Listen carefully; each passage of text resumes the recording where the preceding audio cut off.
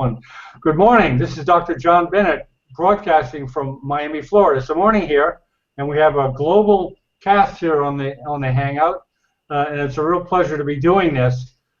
Today we have a talk from Evangelo Pappas, a physicist from Athens, Greece. He's going to be talking about the technology of RT-Safe, an innovative product which combines radiation therapy safety with 3D printing. And we're joined by a couple of distinguished panelists, and I'll let them introduce them before we turn it over to Evangelos. Welcome, Bobby. Hi guys, my name is Bobby Lynn, and I'm the founder of My Local 3D Printing. You see, it's a bit dark over here because it's midnight over here in Australia. So it's good to see that you guys are giving some sunshine. So yeah, I'll look forward to that in a few hours. Very good. Welcome, Bobby. And it's midnight in Australia. And welcome, George. Good afternoon, everybody from Sunshine State, Florida. This is George Lakis. I'm on the Global Business Development, specializing in telehealth internationally. Good afternoon, good evening, or good morning, maybe. Okay, welcome. And I'm John Bennett from Miami. And I love doing these Hangouts because I get to meet great people like Evangelos. Welcome, Evangelos. Welcome, guys. Thank you so much for the introduction. I'm really honored to be in this panel, and I would love to share with you our vision and our new technology that hopefully will help a lot of cancer patients undergoing radiation therapy for their brain tumors. So I'm ready to share with you the basic essence of our new technology, and I will try to share my screen with you and explain in a simple manner, if possible, what exactly we are doing. Okay, that's the wrong. Okay, there you go. There you go. You got it. Great. So, RT-Safe is a medical technology company that is alive for the last 12 months. And our aim is to ensure cancer patient safety in radiation oncology. So there is almost 1 million of new brain cancer patients annually that are treated with radiation therapy, which is, however, an extremely complex process. And sometimes, not very often, but sometimes this high complexity raises issues regarding patient safety. And this is why there is a need for each and every separate treatment of a patient to be first tested to a certain instrument that can measure radiation. However, the instruments that are used nowadays have the shape of a cube or a cylinder, and they do not look at all like the real patient. And because each one of us has individualities, these individualities need to be taken into account when we are testing a radiotherapy treatment plan. So this is where RT-Safe comes. We are using the CT scans of the individual patient that is about to undergo radiation therapy. And by using 3D printing technology, we are 3D printing this specific patient bone structures and external surface. The material that we are using mimics the bone in terms of interaction with radiation. So during the printing process, each and every teeny body structure with sub-millimeter accuracy is 3D printed. And this material actually, as I told you earlier, mimics the bone in terms of interaction with radiation. So each and every separate patient, this is a patient from Switzerland, can have a 3D replica of the patient head. As a second step, the most interesting one is that after 16 years of extensive research, we came out with a unique gel that mimics brain tissue in terms of interaction with radiation. And this material is liquid when hot, therefore it can fill a container of any shape. Therefore, for each and every separate patient, we are 3D printing the bone structures, the external skin surface, and then we fill this phantom with a soft tissue, which is this special polymer gel. This polymer gel, at room temperature, becomes a solid gel. It's not a liquid. And the end product is the head of the patient. And the doctor has the possibility to treat this patient replica, this 3D avatar, as if it was the living patient. So all the treatment process is actually simulated, and the setup, the image guidance, the irradiation is used as if it is the real patient. You can see here, on one side is the living patient with a thermoplastic mask, on the other side is his avatar, but is being treated exactly in the same manner as the living patient. So in few words, we are actually testing for the first time. I mean, each and every separate patient has the possibility nowadays to check his or her treatment to its individual avatar. It's an individualized quality assurance process. So the setup, the irradiation, using any kind of radiation therapy modalities, the image guidance can be implemented exactly as the living person. As a next step, the irradiated head phantom is MRI scanned to the MRI scanner of the radiotherapy department. And these MRI scans of the irradiated phantom include inside the information of where the radiation dose was exactly delivered. And this is the interesting part. At the last step, we are doing a co-registration of the MRI scans of the irradiated phantom, and the dark areas are the high-dose areas. And we are doing a co-registration with the CT scans of the living patient. And by playing with the transparency, as I will show you later, we can see in practice where the dose is actually delivered. And then we can move forward with an analysis, do a comparison of the treatment plan, which is the virtual board, the theoretical board, the calculations, with the measurements using our method, which is the actual delivered dose. I'm not going to go into detail, but the doctors and medical physicists in the department can have a full qualitative and quantitative evaluation of what's going on, of what was the plan for the treatment and what has been actually delivered. In case that there will be a mistake,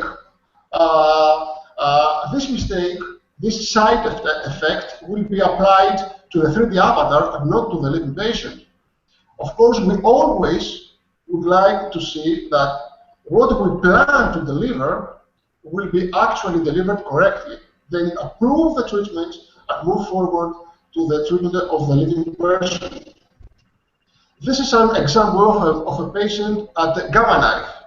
In Gamma Knife, we are using special head frames that are fixed on the patient's scalp. Therefore, in this case, we can see a patient, the 3D avatar of a selected patient that was treated with Gamma Knife. And we can have information. The dark areas here are the high dose areas. We can see where the dose was exactly delivered. The delineation around these areas are the tumor areas, are the areas where the doctor wants the high radiation to be delivered. And this area here depicts the stem and also the chiasm and the optical nerves, where we do not want the dose to go. So we are happy in this case that we don't see dark areas in the optic nerves, in the optic chiasm, and we can be sure that the treatment is delivered as it was planned to be delivered. So this is theory, and this is real life. This is the data from the treatment plan, from the computer and the software that calculates those, and this is what has been actually delivered. So, in few words, each and every department in the world can upload the CT scans of the patient to our server, and we are creating a patient-specific phantom, deliver it to the department in order to apply the pre-treatment plan verification. What is also very important is that using these head phantoms, a department can do a benchmarking, a calibration of the radiotherapy machines that deliver radiation. And also these phantoms can be used as educational tools. Imagine a department that purchases a new radiation therapy machine. It can easily use 5 or 10 head phantoms and check, in a safe environment, the new treatments, build confidence, and then move forward to living patients. We are really happy to be the winners of this year's MIT Enterprise Forum competition. And this work is a result of 16 years of scientific research, and we are having our team more than 35 scientific publications as scientific evidence. We also have a PCT international patent for this methodology, and we are really honored to be supported by Libra Group. It's a very important group that supports us financially and by mentoring. Right now, we are having offices and labs in Athens, Greece, and in Lausanne, Switzerland, and very soon we are going to have labs in San Antonio, Texas. The holding company soon will be in UK, and the rest of the world we are planning to have licensing agreements with other companies in order to produce our products in local markets. However, if I would also love to show you a video explaining more or less the whole process. Are you okay with that? Okay. Oh, you're done with the presentation, Evangelos? Okay. Okay. You want to continue, right? Are you seeing my screen? Yeah. We see your screen. We see the 3D printed head. So can I move forward? Yes, please.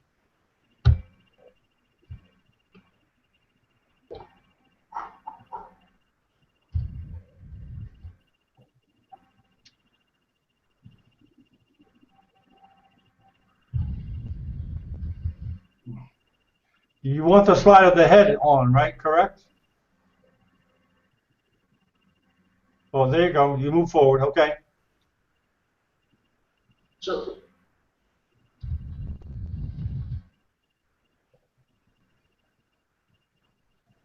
can you hear the voice from the video?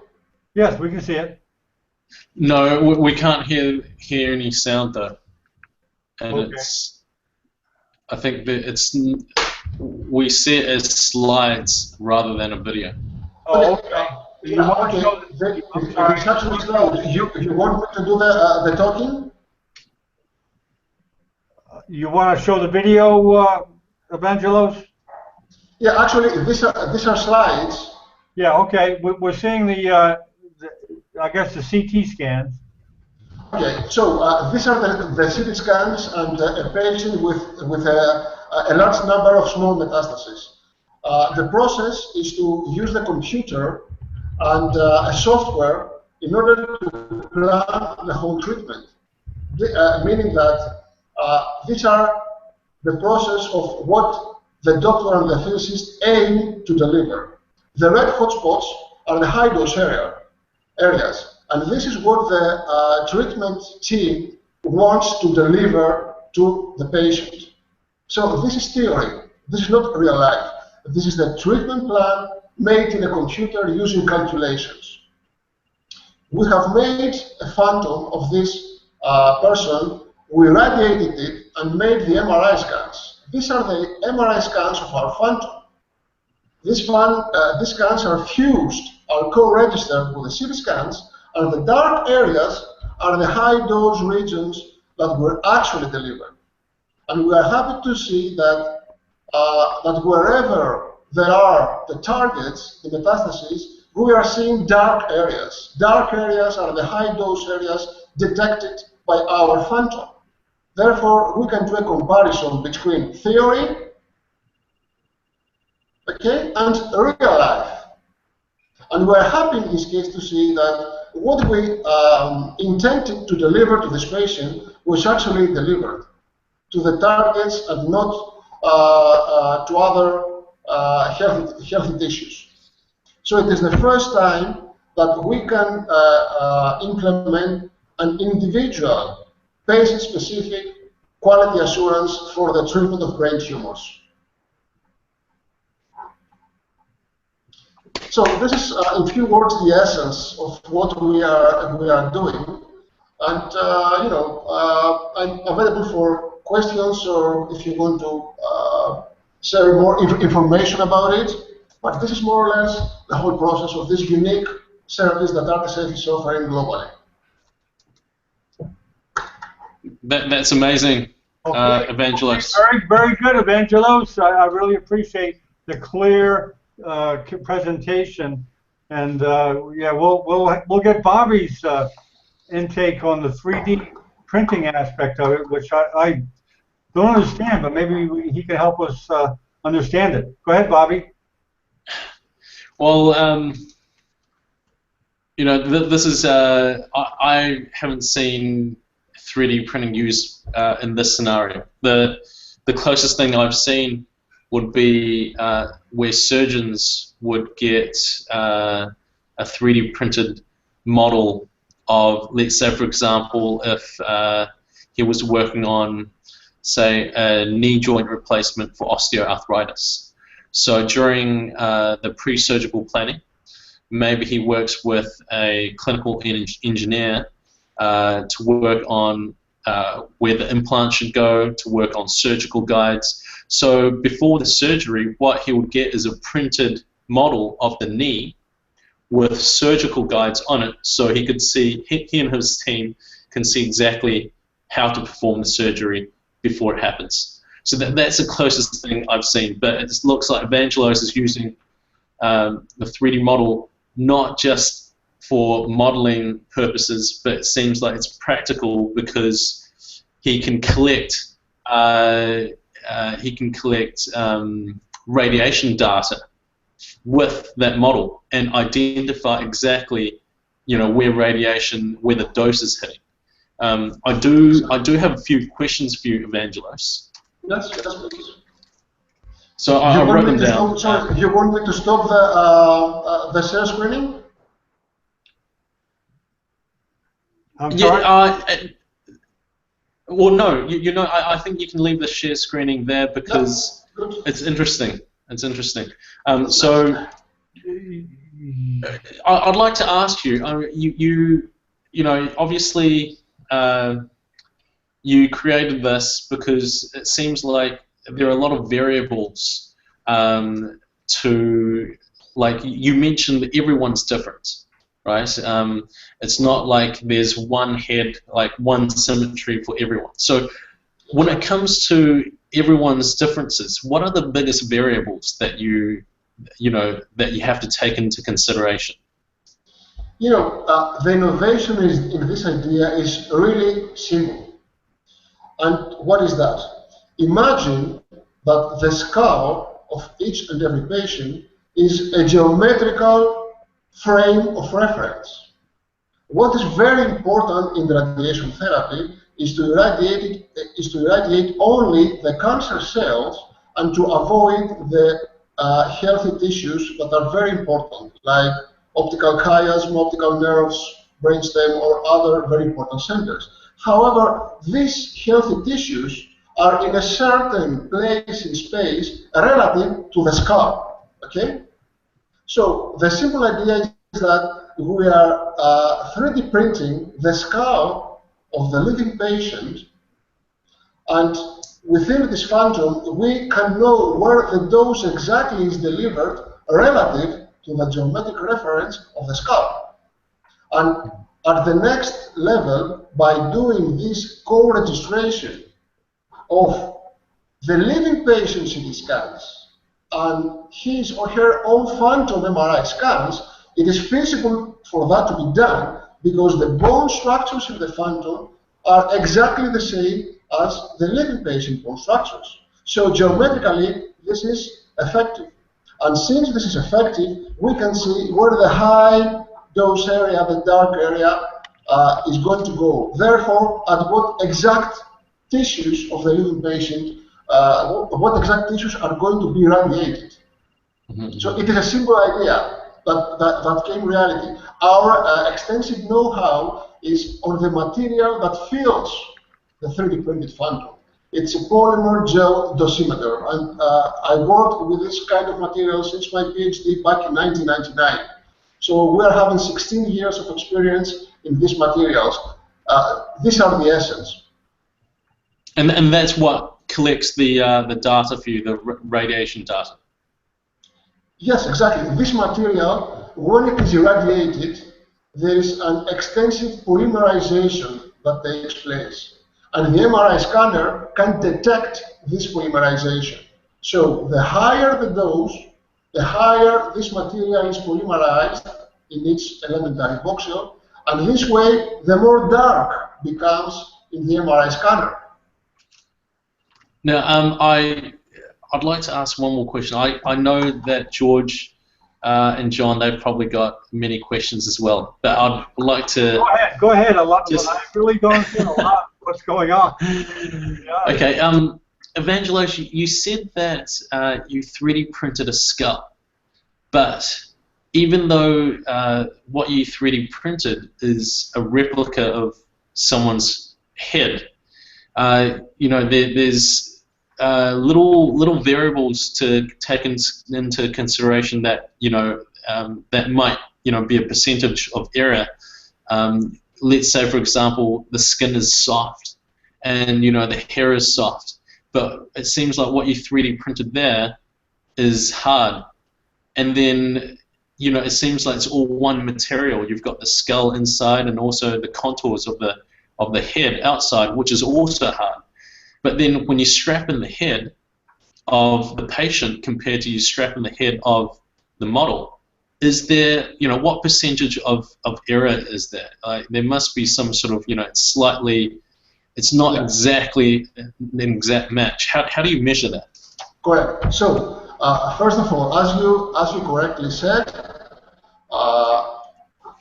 you can see here, these 2 millimeters of skin around here are really made of bone structure.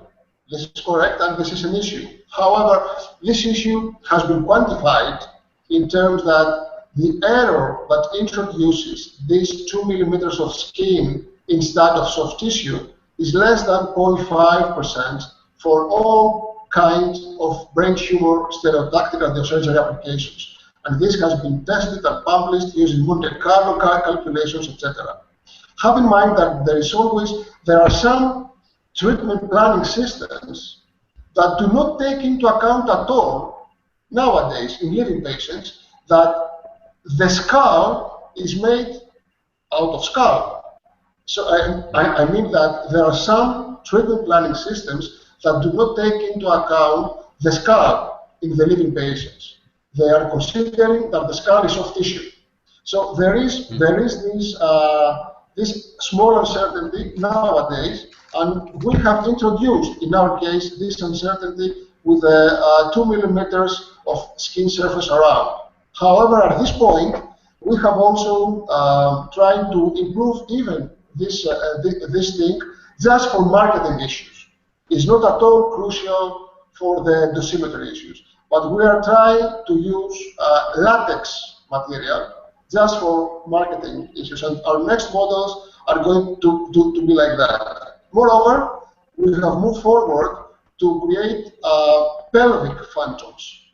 We have made our new products for pelvic phantoms because the companies need to have pelvic phantoms and sell them to their clients, explaining to them how well they are treating pelvic tumors, like prostate, etc. Evangelos, was correct and right. Yeah, I've got one more question. I think this is, you know, I guess the main reason why you do this. You know, this obviously doing it this way, you're able to see what errors were, you know, what errors would happen if you didn't have this material. So I guess my question is, what's your success rate been? And I'm guessing your success rate will be equivalent to the errors that you catch when you test it out with a model head. You know, you can compare the data where the dose is meant to go and exactly. where you actually collected it. So what's your success rate? What's the error rate that you caught? We are having a very small pool with less than 50 cases so far. What I can tell you is really strange. First of all, we cannot advertise our success. We cannot say that, oh, in this hospital, in that country, we found out this error. Okay, you can understand why. What I can tell you is that 2 people out of these 50 so far spared. One of them one optical nerve, and one of them another critical structure, because these departments realized that there was an error in the whole chain of treatment, and realized this error using our products. So they stopped the treatment, they did the quality assurance in each and every step of the treatment chain, realized the error, fixed it, and then moved forward to the treatment. But of course, our aim is to, we really want for each and every end user of our products to say, great, approved. What we wanted to deliver, it will be actually delivered. Because you see, there is this this need for each and every treatment to be first tested. There's always a need to test the treatment of each and every separate patient to a dosimeter and say, great, approved. Or to say, no, it is not approved. What we are introducing is a patient-specific quality assurance process that is not here to cancel out the current status. The current status must be in place. But for some very demanding cases, it's my opinion that there is a need to test the treatment in a patient-specific 3D avatar. I just have a question. It's kind of a general question, Evangelos. What is the state of the art today for someone with a brain tumor that's going to be radiated? What's normally done today? You know, what I can tell you briefly is that when you irradiate a person, there is a 3D distribution of dose. Okay. Okay. What is usually done today for stereotactic radiosurgery cases is that we are checking the dose at a single point in space, or in the best case, in a 2D plane. Okay. So right now, there is no way to perform experimentally a 3D verification of the delivered dose. So in the majority of the departments, the medical physicists implement the plan of Mr. John Smith to a special dosimeter that measures the dose at a single point or measure the dose in a single plane. This is what is usually done for stereotactic radiosurgery cases where the radiation beams are extremely small, like let's say 1 centimeter diameter beams, etc. So it's extremely difficult to measure in 3D the dose. So with this innovation of ours, we are measuring in 3D the dose within the selected patient's head. Okay, so you feel this more effectively localizes and treats the tumor, correct? Yes, I mean, we can be sure that what we plan to deliver to Mr. John Smith will be actually delivered to himself. To 9 a.m. Monday morning patient, 10 a.m. Monday morning patient, etc. Right now, for all the patients, each and every separate treatment plan is always tested in a single instrument. And for example, these instruments are extremely well and nice working instruments, but are very, very useful for larger fields, for treatments that called volumetric arc therapy treatments. But for stereotactic radiosurgery treatments that are dealing with very, very small volume targets, these instruments are not adequate because the spatial resolution of the dosimeters that are embedded within them is not adequate. I don't want to go into detail, but I want to say with few words that these instruments are necessary, but for very demanding cases, we truly believe that the solution is our methodology for an individualized, patient-specific quality assurance process. Okay. George, do you have any questions or comments? Yes, I do. Evangele, are there any plans to really in-service the imaging companies like Philips, Siemens, GE, all these companies that they do manufacture equipment on radiation? Have you done any pitch to them to see if that can become a norm for in the future? Of course, depending cost.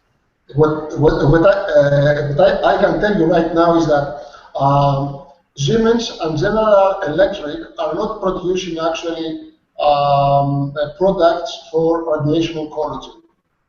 Philips is only producing a treatment planning software, and we are really proud to have our first collaboration with Philips. And next month we are about to have our first common collaboration for benchmarking a new product of Philips, a new software. However, the most important companies are the ones that are producing the machines that deliver radiation.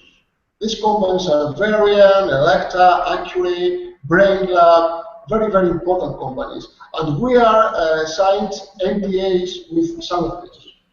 This is what I can tell you so far. So in few words, we have started supporting these companies in terms that we are offering to them an excellent sales tool, educational tool for their clients, and commissioning and benchmarking tool. Okay.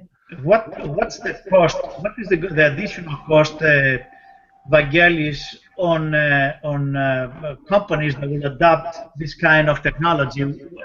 How much can you say that it's the additional cost on the treatment if we go through the whole process of 3D modeling and testing it and really providing the statistical information that will be satisfactory to the delivery institution? Yeah, right now at the current stage of our development, the cost for each phantom is 2,500 euros. 35? So 2,500 euros. This is the price that we are having. Hopefully, when we are going to scale up, we can have an economy of scale, and we can diminish this price. Because believe me, our vision is not only financial. We're having a social vision, and we truly would like and would love to see this service to be available for each and every brain tumor patient that receives radiation therapy. We're also proud to say that in Greece we are offering with no profit this service for pediatric brain tumor patients. So it's also an ethical issue for our team. And right now we are ready to scale up with our new lab that is about to be made in USA. And we want to have this service available for as many as possible people, not only the people that can afford to pay 2,500 to check their own or their loved one's treatment. Okay. I'll just make a comment that this is another area where personalized medicine is applicable, because now in the age of digitalization and genomics, people's gene can be gene mapped to be seen if they're affected by a medication, and medications actually are being personalized also. And I didn't realize it can be personalized too as far as radiation. And Bobby, before we close, do you have any comments or questions? Well, first of all, again, I said this before, but really well done, Evangelos. Thank you so much. Thank you so much. Actually, no. It seems like all my questions were answered, and I just think you've taken a technology that, to be honest, it's actually not that new. 3D printing it's been around since the 1980s, but you found a very clever way to go about it, and it seems like it's something that can help a lot of people. Exactly. This is the aim. This is the aim. Well, that brings up a question I have, Evangelo. How'd you get involved with 3D printing? Actually, as I told you earlier, I have great scientific experience with these materials, with polymer gels. When I realized, from the websites, from internet, what a 3D printer can do, a light opened in my mind, saying, "Whoa, this is a great solution to have an individualized quality assurance process." in the beginning, it was just an idea of making another scientific publication. But some very good friends of mine told me, okay, the papers in journals are good, but with this idea, some people could be helped, and we could build, a small health business. So this is how all started 1 year ago. But at that time, we have the great pleasure and honor to win the Hellenic Entrepreneurship Award, a very important award supported by Libra Group, Libra.com. And this is how everything started, because Libra financed us, and most importantly, they are giving us mentorship, very important mentorship, because in the beginning we were just professors with no know-how of doing international business. And with their support, after 1 year, we have started expanding. And of course, 1 month ago, we are really proud to be the winners of the MIT Enterprise Forum competition. So the MIT Technology Review has an article about us and a large number of business websites. So the world is starting to know slowly about us. Very good, Evangelos. I'd like to thank you for taking the time to give this presentation, and I hope to hear more of the progress of this very innovative, interesting technology. And I'd like to thank the panelists for coming, and we'll end the taping and we'll chat after. Thank you, gentlemen. Thank you so much. I'm honored for this invitation. Thank you Thank you so much. Okay.